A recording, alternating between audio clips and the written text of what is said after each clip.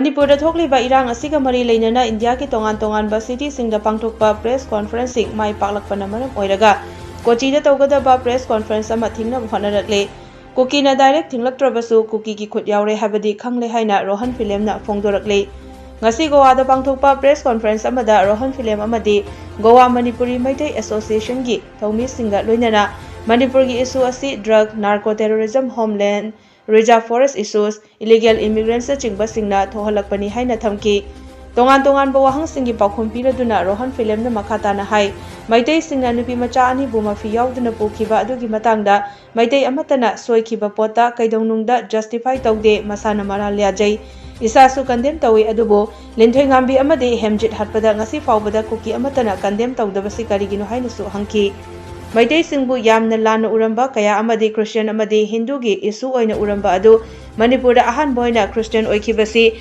angom porom sing kauba maitai ni haibada angakpa oina khre hairaduna inmate sing da potchai sing mateng panglagani amadi Christian NGO amana yum chama maitai amadi koki singi punna sabina basu thajaba pirakle hairi rather than that he has kept his mouth completely shut. I would like to ask this question: Are the lives of 30 lakhs people, including the Nagas, I would say, because we are all affected right now in Manipur, are this life of 30 lakhs people of Manipur is more valuable with the so-called election propaganda which is happening right now in Mizoram? I would like to ask this question to our Honorable Prime Minister Narendra Modi ji also. And let me also have the courtesy of quoting this same statement which I have quoted many of times in the press conferences also. Mr. Narendra Modi ji, if you don't care of we humans and we the citizens of bomb blasts and all, like the periphery areas and all, there are some bomb blasts happening. So, you know, those cows which has been, and there are so many complaints from the Maitai fraternities also that we had, you know, put our cows in the pediphill, it's missing right now and all, like this missing reports has also been becoming very often. So I think it should be the only way how we should draw the attention of our Honorable Prime Minister.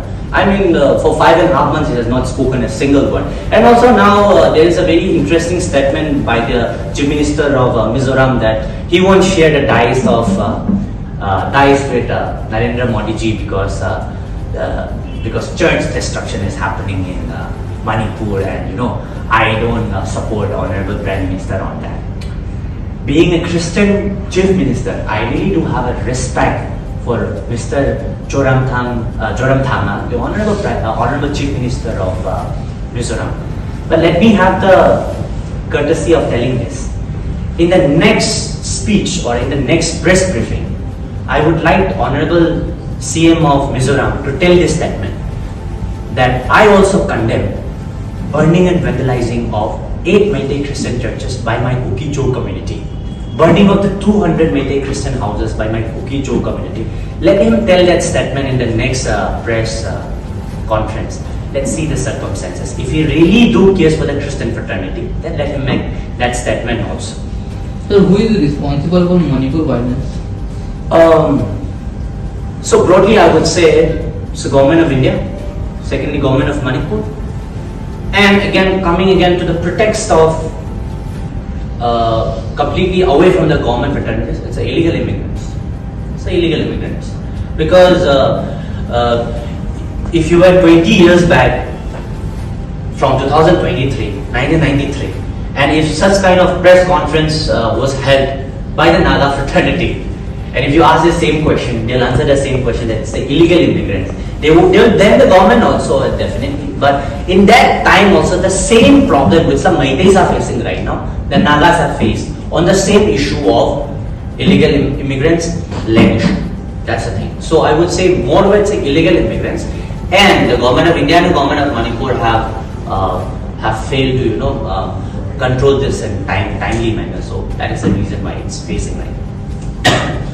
It's just a narrative. Now people want to distract the real issue of illegal immigrants, so now they come with all this mining thing and all that. Why didn't they publish this news few years back or some few months back before the violence? Why only the news of uranium is coming only when there is a war between the illegal immigrants and the local indigenous people? So I think this is just a typo, according to me.